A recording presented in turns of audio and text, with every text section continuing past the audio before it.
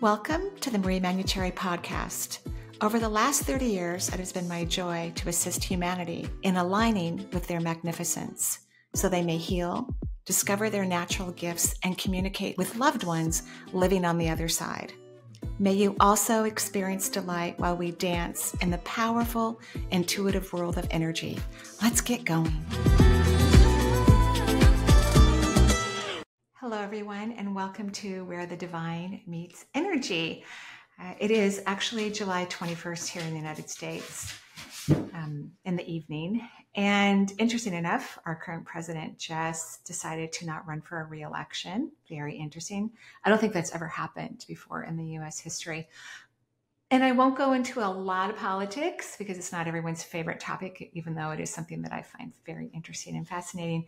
But I will bring up one interesting fact about the U.S. that not too many people know, including some Americans don't understand the whole concept. But in the U.S., we have something called the Electoral College, which means that only in the presidential race, it's only used in the presidential race, not any other office do we use Electoral College. And whoever's running for office needs to win the Electoral College, and it is not the popular vote.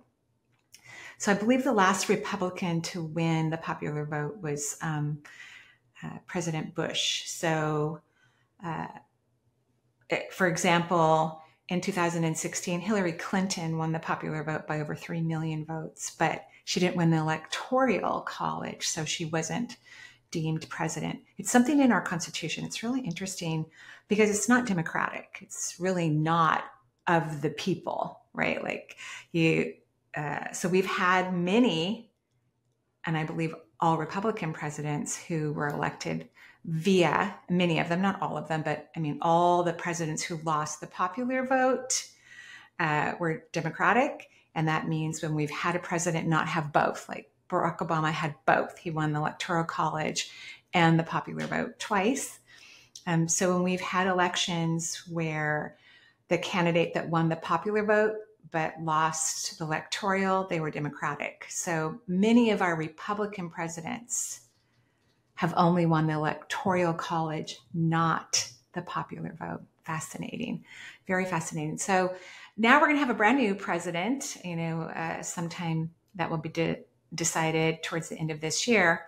And here we are again, still having the Electoral College, which is in our Constitution. So to have it removed, which would be the democratic thing to be done, that whoever wins the popular vote, that means the vote of the people, should be president, right? And we're the only democratic country in the world that has Electoral College for presidency. No other country in the world has this in the democratic realm. So it'll be very interesting to see what's going to happen. And the Electoral College is really complicated. So you could Google it if you want to and read about it.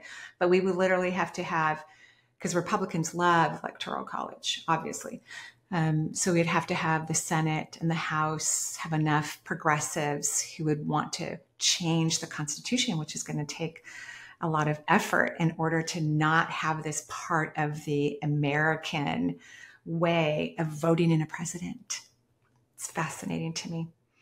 Okay, so I won't talk any more about that. And I'm going to go directly to the phone lines, to all of your voicemails. Thank you, all of you, for graciously leaving me a message that I love to answer.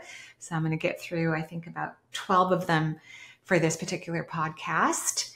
And I hope you're all having fun. I know it's really hot in a lot of areas around the world right now.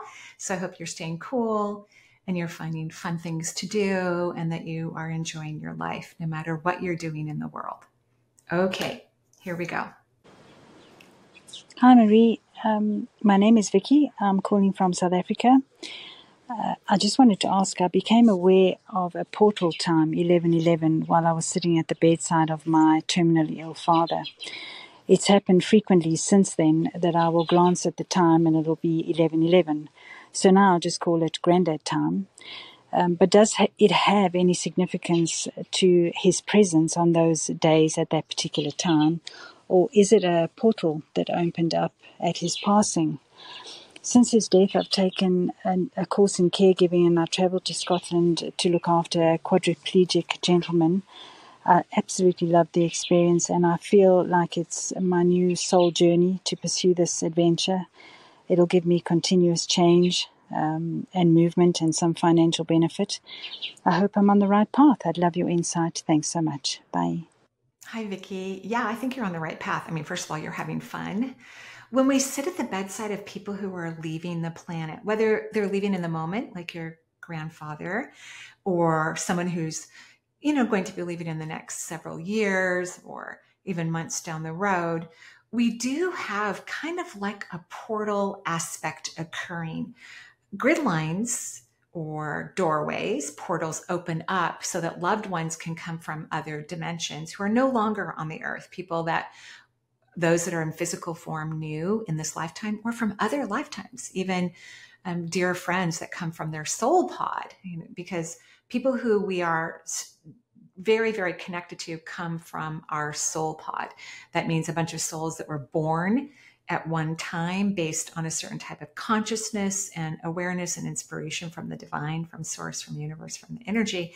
And millions of beings could be part of a particular soul pod. So there is a portal that opens up when we are next to people who are crossing over, particularly if you enjoy the experience, which I can relate to exponentially. It's a very energetic, powerful, transformative opportunity for many people to experience when they get to be near loved ones or they work in a facility where people are close to crossing or are crossing. It can be quite transformative for everyone involved. 1111, I never thought about it as a portal. It certainly could be. It may have nothing to do with your grandfather. It could be that he's coming to visit granddad time. How I interpret it for myself is that whatever I'm thinking about at the moment is good for me. Whatever I've been visualizing or putting positive energy towards, then I know I'm on the right path. So for me, it's a confirmation that the universe is going, yeah, glad you're in alignment. Good thinking. We're glad you're feeling this way. That's what it's like for me. And I'm sure that's also true for you, that they are appreciating and valuing where you're putting your mind, your heart, your resources, your energy. And I would definitely continue on this beautiful path of being kind of like a death doula, if you will. Not only because you love it, which is really nice when we're sitting at the bedside or taking care of people who have significant physical challenges. If their caretakers love it, I mean, that's a win-win situation. And those are the people you want to be taking care of others, people who enjoy the experience and the process. It means everyone's in alignment. So yes, congratulations. And I'm sure Granddad is smiling at you and is happy that you found something that truly inspires you. And I wouldn't be uncomfortable with mediumship, right? That could be something that's around the corner for you as well, because it actually is a normal thing for humans to be able to communicate between worlds. It's not unusual. It is now in the human race because not enough people actually know that it exists, let alone participate in the experience. But it is actually normal for us to communicate between worlds. Okay, thank you. Hi, Marie. My name is Laura. My husband died from glioblastoma, brain cancer, back in May. So it's been 9 months. And obviously, I really miss him. And I just am wondering if he has any messages for me. He suffered greatly for about 10 months. And also, my mother died in October 2021, so just about 18 months prior to my husband. And so I'm also wondering if she has any messages. I've really been struggling about what to do with my future as far as work goes. And again, in listening to your podcast, I feel like I have a little bit of victim mentality around work, and maybe I just need to get out of my own way. Okay, thank you so much. Thank you, Laura. I'm so sorry for your loss, for both of them. And glioblastomas, it's a brain cancer, aggressive form of brain cancer. And I don't know anyone who's survived one. I'm sure there are people that have, but it's a very small percentage. The cells divide so rapidly. It's an aggressive form.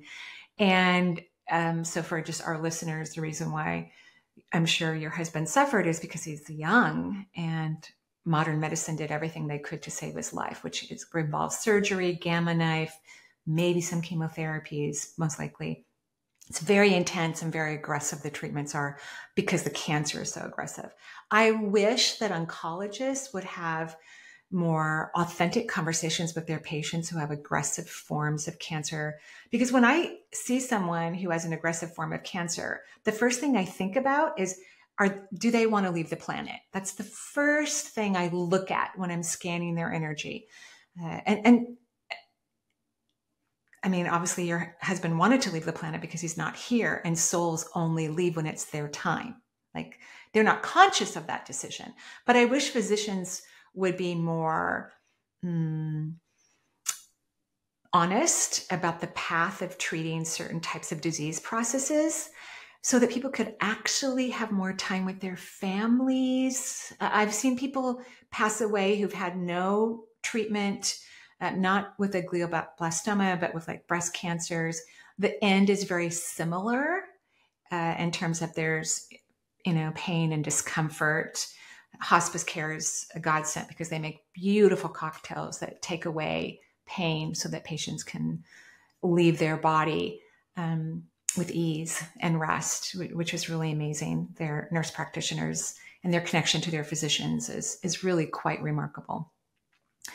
But the difference is that the person who wasn't treated spent quality time with their family and still felt like themselves. Like, they don't have scars from lots of surgeries. They have their hair, things that, can be losses for individuals and challenging. So I just wish doctors would be more honest about it so that patients can have the freedom to make maybe a more educated choice. When physicians are surveyed about whether they would treat, if they got a certain disease, whether they would treat it or not, when it's aggressive, the overall survey answer is no, because they've watched end of life projections for people with challenging diseases. And challenging just means we don't know how to fix it yet, right? Holistically, or in Western medicine, we don't have a cure yet, but they will come. They will come. But then other diseases will take their place, because one of the ways people leave Earth is through getting a disease and having their body die, and then they cross over. Because remember, this is a temporary reality. Your husband loves all of you so much. He misses all of you very, very much. He is grateful to be on the other side. He tells me that he's kind of in this catch-22, where he's so happy to be out of pain and to feel freedoms and feel like himself again, but even in a bigger way. He feels like he's more authentically aware, more so than he's ever been in relationship to this most recent lifetime. But he misses all of you. He loves his family dearly. Your mother departed before he did so that she could be on the other side for him. So subconsciously, she knew he was going to get sick and die. And she wanted to be on the other side ahead of him so that she could be a beacon for him, which is fascinating. This does happen a lot in family or friend groups. We may see someone die of an accident or some other maybe natural way, like heart attack or something of that nature, before someone in the family that's maybe younger.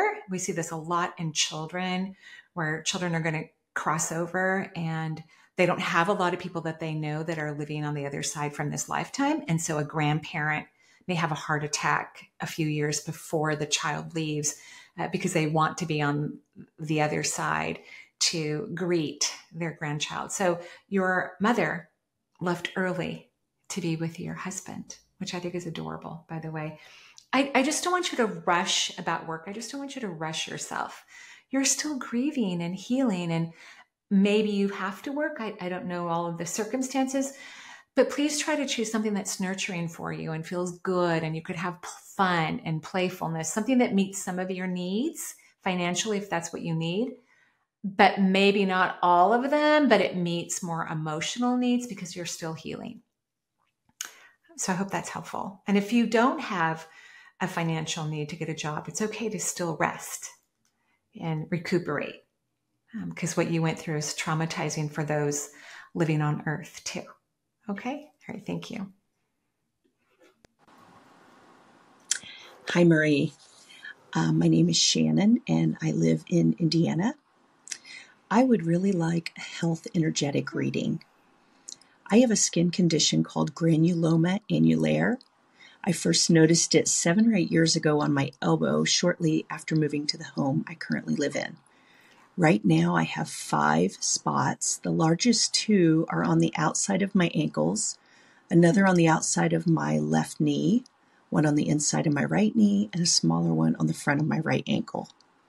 I have seen doctors, dermatologists about this and tried steroids and creams, as well as working with an energy intuitive in Portugal who believed it was a type of psoriasis. We used essential plant oils and believed it would go away by the end of last year. The spots typically last for a few years and then new ones replace it. They always appear around a joint. Yeah. The condition appears to be getting worse recently. I do believe it's an emotional element, but I can't get underneath it to resolve it. I do believe it could also have an environmental element, as this is an older home with land. It's almost 100 years old. I am curious if there is a what if question I could use to resolve it, or what I could do to resolve it. I want to know if it's an indicator of another health issue, but most of all, what the root cause of this is for me. Thank you so much. I enjoy everything you do. I'm sending you so much gratitude for everything you are. Thank you. Thank you, Shannon. I love that where these spots appear, these patches of dry skin that do really look like psoriasis, by the way, but it's not painful like psoriasis. At least that's how I'm interpreting it. I mean, they're kind of in these hidden areas, which is kind of cool. I do think it's kind of joint arthritic related. This particular type of skin condition does or can have underlying causes. Even a bug bite can create some sort of chain reaction with them. So skin energetically is related to the 7th chakra. So has a lot to do with not allowing spirit to come through you and mingling this beautiful, powerful energy that you are naturally a part of into your own humanness. And then arthritis, if indeed my perception is accurate, it's about stubbornness, and maybe it's the stubbornness that's holding you back from mingling the powerful energy of the divine into your holiness of the human experience, right? Like that would be cool. So the what if question is kind of 2-part. What if I surrender, which is good for your joints, and align to the divine? I think that's a great what if question. And I'm a fan of near infrared and red light therapy. It helps skin issues across the board. I can't tell you how many clients, because even though I love to move energy and I love to help people energetically, because we're in physical form, I also recommend physical solutions that could take it down the pike perhaps faster. It also gives people this sense of purpose, like, oh, I sat in front of my red light, or I took my serapeptase, or I started meditating, or I'm taking HPA Adapt, and they kind of become then participants in their healing aspect, which I think is really cool. And I also think creation made everything, including a scalpel. And, steroids are not my favorite drug energetically. They do not have a good vibration for me. But in acute situations, I wouldn't call your situation acute, but in acute situations, they can be life-saving, where a holistic approach would take longer. And some people, not you, of course, but some people refuse to change their energetic pattern or their belief systems, and holistic medicine in many times requires some sort of internal transformation. So more spiritual people are attracted to holistic remedies because they're willing to recognize that their belief system and the way their energy moves could have an effect with their health issue. And so they are more open to having new concepts and belief systems. And so holistic medicine tends to work best with those groups of people. But in my case, sometimes I have clients who have a challenging time, let's say, not eating large amounts of sugar, and sugar feeds things like cancer and other diseases. So they may need more of a modern medicine approach, especially if they have a significant health issue and it's continuing to grow and not collapse, because they are having a hard time changing their perception of their self-worth, right? Because when we don't eat healthy food, that is an aspect of the lack of self-worth. I don't think that's your case, by the way, but for some reason that wanted to come out. Near infrared and red light therapy it's so excellent for cardiac muscle, bones. So it'd be great for this underlying arthritic condition. I think it's underlying. You may not even develop it, but in terms of a way that you would recognize it and have it problematic. In fact, I think the universe was so cool to let you have this skin situation so that you could pay attention to your health and reevaluate your wholeness from your energy to maybe foods and things of that nature. And sugar, I would not eat sugar if I were you. It's not a good thing for you. Definitely not. So near infrared and red light therapy works great on psoriasis and other forms of skin conditions. I've definitely have spent or not used sunscreens historically, which I'm not upset that I didn't, because some of them have turned out to be relatively toxic. So we found out. But I had more skin damage, or sun damage, I should say, on my skin that I would have liked. And my dermatologist said that the near infrared and red light therapy I did was excellent for my skin. So, and I didn't need my dermatologist, but I was grateful that she noticed and appreciated the product. But what I'm saying is it's very effective. So for so many health issues, because what it does is it feeds the ATP in the body. And that's considered from a modern medicine perspective as energy. ATP is the energy that runs amongst the cells. And when we have more ATP, we stay healthier. We recover from diseases. I always see in the future a box that will be in everyone's house, like a small closet, and it fills up with light, probably some sort of near infrared light and other forms of light. And we'll just walk in there with our morning tea and sit there for 15 minutes and absorb all this incredible, beautiful light that feeds deeply into the cellular level, which prevents disease and heals things for us that may be brewing. Okay, those are my thoughts. I hope it's helpful. Hello, Marie. I'm Trishita calling from India. So I'm just wondering that I've seen this friend work on elevating his energy very, very hard. Like he has worked very, very hard to do that over the last 6-7 years amidst a very toxic environment that he has to live in. So I'm just wondering if he can do anything about it further to help him bring peace into his life and more fulfillment. That's one. And second is for myself, I think I've, a lot of things are happening in my life right now. I've only started the process of self-compassion, and I am doing little things slowly. And I'm just wondering if at this point of time, when I've just started recognizing so many things and I've just started, I think, on this path, if the universe has any message for me. That's all. And thank you so much for your presence. You're welcome very much, Trishita. Hopefully I said your name correctly. It's a beautiful name. It's nice of you to worry about your friend. I don't think it's healthy for you to be so concerned about this person. It's not good for your energy. And does this person have to live in that environment? I mean, really? Do they really, really, really have to? Or is this based on his belief system, his current loyalty, or something of that nature?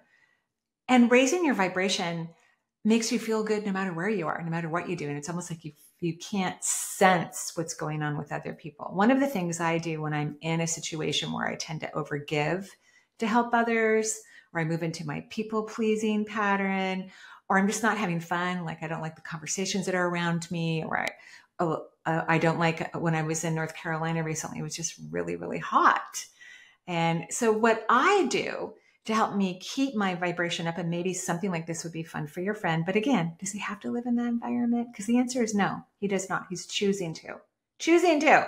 So sometimes when people are choosing to have experiences, we need to detach even more, because there's really nothing you can do about it. If they're, if someone's going to stay in a terrible, toxic job and you've tried to help them, well, and they're not going to quit their job, stop helping. Stop worrying about it. Stop trying to send positive energy. If it's going to deplete you and make you worried, it's not in your best interest. But one of the things I do is I'll imagine that I'm standing in a glacier meadow, and it allows me to detach enough to realign to a higher frequency so that I don't allow myself to be affected by things that I'm not in control of, or that have nothing to do with me.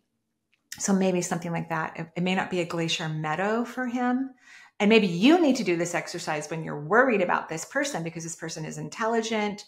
They know why they're in this situation and they're refusing to change. And sometimes we need to be a pioneer in the world of change and do things that other people haven't done before us in our families or whatnot. We need to be the instigator of critical change for our own health and well-being. And I love that you are, learning self-compassion. The universe claps for you and is delighted for you. Hopefully you've had this experience, but if not, I can't wait till you do, where you feel so adored and loved and cherished by the divine, because that is what the divine feels about everyone all the time. Thank you. Hi, Marie. My name is Gina, calling from California. First of all, I want to say I love your podcast. I am a big fan. I've listened to most of your podcasts. I've listened to your radio show. I've read your book. I think you're amazing, and you are bringing so much healing to all the people on the planet. So my question is actually regarding my son.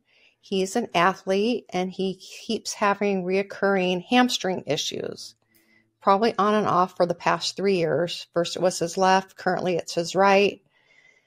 I've gone to an orthopedic surgeon. We've seen multiple physical therapists, gone to a chiropractor, went to Reiki, also went to an energy healer, and these still seem to be happening. The latest was they said that maybe it's a problem with the hips and that he should probably be doing Pilates and physical therapy. So I'm hoping you could give me any insight into what's causing these problems and how we might go about rectifying it. So I would appreciate any insight you have. Thank you again. I really appreciate you. Thank you, Gina. I'm so sorry you guys keep having this same, kind of weird, but significant, hamstrings are really important, and, reattaching them all the time is challenging. Definitely physical therapy. Pilates could truly be helpful.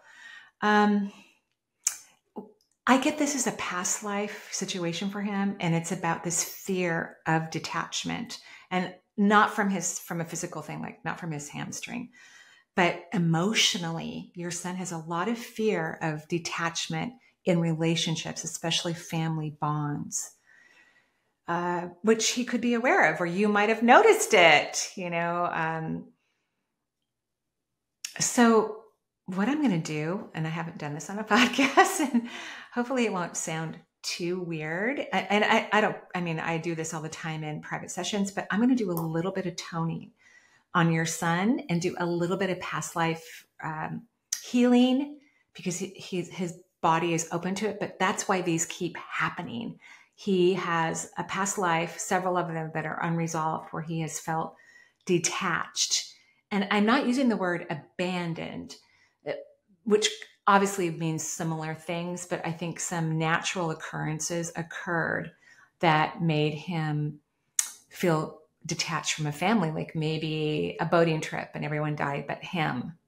Something significant has happened in more than one past life, and it isn't resolved yet, clearly. And I don't know all the circumstances and your current family dynamics. Obviously, you're a very adoring parent and devoted to your child, so he's not experiencing this with you. So I'm just going to do a little bit of work. Young people can heal pretty fast, actually, faster than adults. I know he's not super young. I mean, he's not like 4. So I'm just going to tone a little bit.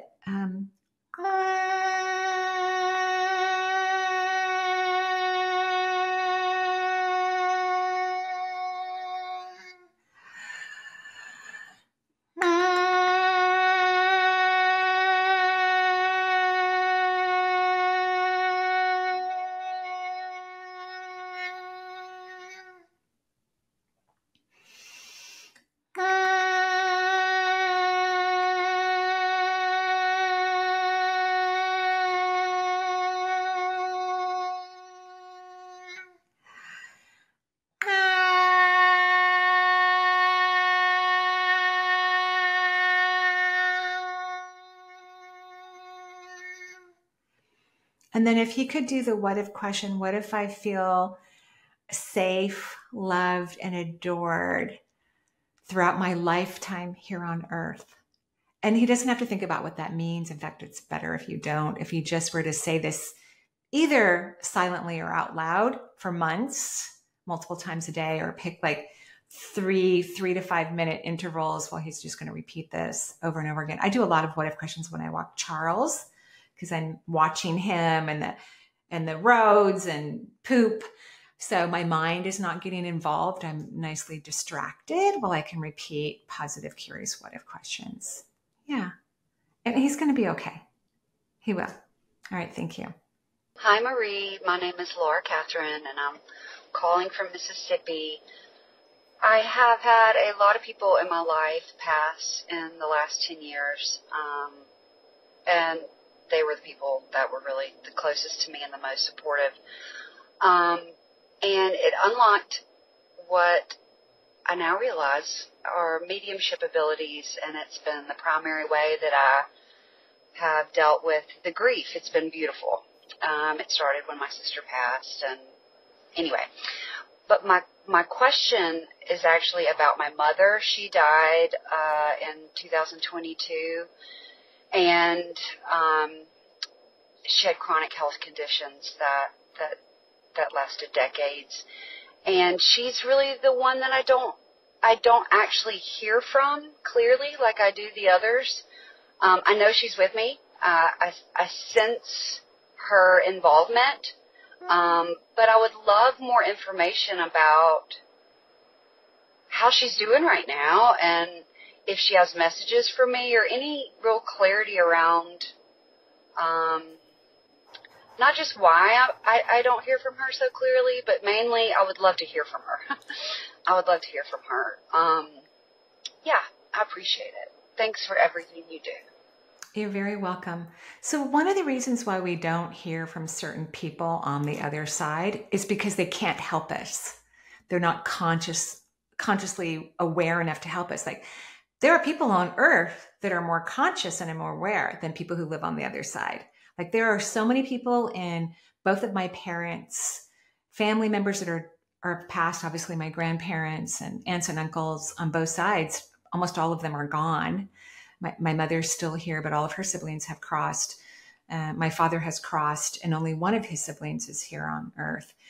And none, my dad does occasionally visit me, and my cousin, but none of the other relatives, and my mother came from a large family, have come to visit me because they can't help me. They can't assist me. So when people leave their bodies, they want to be of help. That's why they come to be near humans. And of course, sometimes the presence, just the pure presence of someone could be helpful.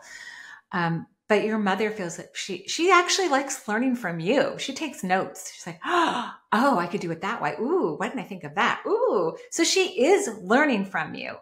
And I think the reason why you can't sense her, just that you know that she's okay, is because you lower your vibration about her, because you have some unresolved issues. I'm not saying they're highly significant, but unresolved issues regarding that relationship. And so when you think of her, you drop your energy. So if you could keep your energy elevated, I think you're going to feel some warm, fuzzy cuddles from her. I hope that's helpful. Hello, Marie. This is Perry from Seattle. Thank you for sharing your gifts. I'm hoping you can help me make sense of 2 visitations I had from a childhood friend. She and I had had no contact for almost 40 years, since around age 10, since we went to different schools. One of the visitations was in the middle of the night when I was awakened, and she was telling me that she was no longer alive. She showed me a visual representing her light that was stunted. I didn't believe it and reminded myself that I had seen an online obituary post from her about 5 years prior when her family member died, and I went back to sleep. The next morning, my friend's obituary was published in the news, which was forwarded to me by a family member. She had died by suicide. And then about a month after that, I was getting a treatment with a health practitioner who I don't think is open-minded about this sort of stuff. But she seemed to have a medium experience during the session and said she saw my friend in the room. She described details about my friend's appearance, which I later confirmed were correct. I didn't know since I hadn't seen her in 40 years. The practitioner was very upset by the experience, and one of her eyes was almost shut as she told me what she saw. But later she didn't remember it happening. Why did my friend visit me? And does she have a message? Thank you. Okay, well, Perry, that is really, really fun. Dead people, and there could be a better way to describe, nothing ever dies. When they leave their bodies, they're looking for people in their friend group or family members who would be able to see them or hear them or feel them. And you were it. So that means her close family members would not allow themselves to have that experience. And they like to say goodbye sometimes. They want to go fly to someone and say goodbye. That's why sometimes it's the great-grandchild that knows that their grandfather is dying in the moment of them leaving their body, because the great-grandfather, as they're leaving their body, can see who could experience them. So you can. I'm not sure why she's showing up like at that appointment that you had. I don't really feel a message from her. I kind of feel like, oh, now I know why. Okay, so I don't know how long she's been gone. You may have said that in your question, but it's possible she's in the astral plane. So some people have a hard time crossing over. They could have unresolved experiences from Earth, or even the way they left their body. Suicide doesn't always bring problems for people, quite frankly. Most people who are taking their life, it's a conscious way to leave your form. And no, I'm not speaking to you at all, Perry, but some people make comments when I talk about every form of death as a form of suicide, that I'm glorifying suicide. I'm not at all. I hope people stay here as long as they want to, and not even allow diseases to come to their body. I think that's exciting.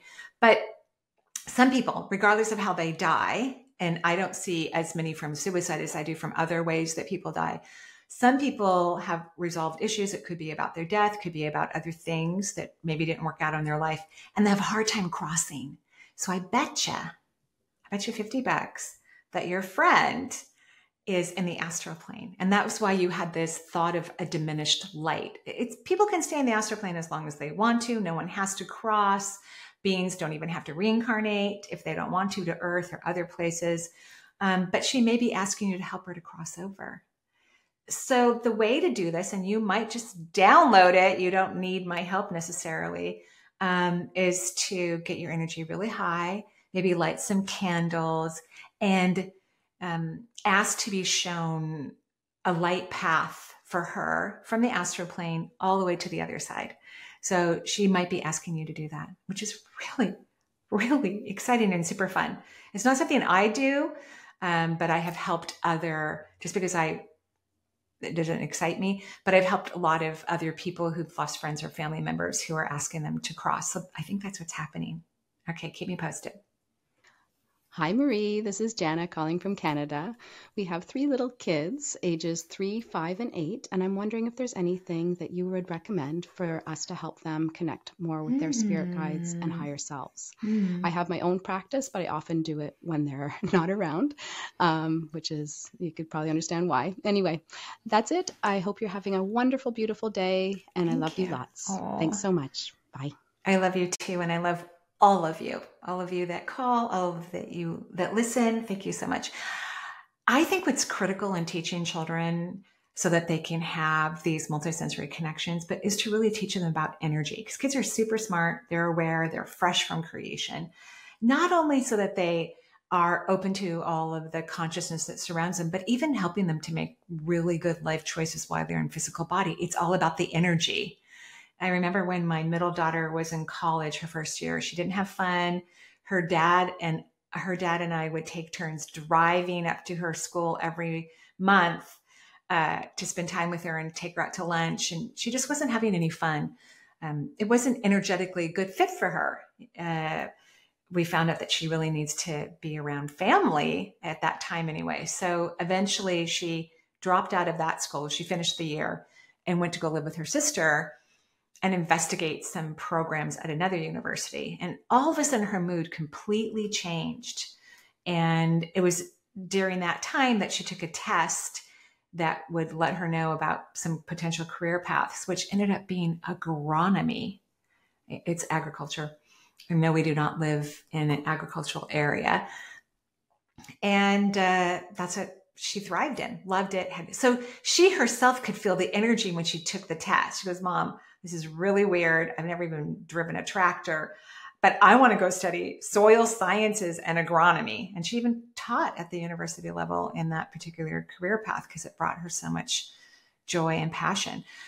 So I think if we teach children about energy, they can recognize and feel more confident and self-assured. Notice when things aren't feeling good.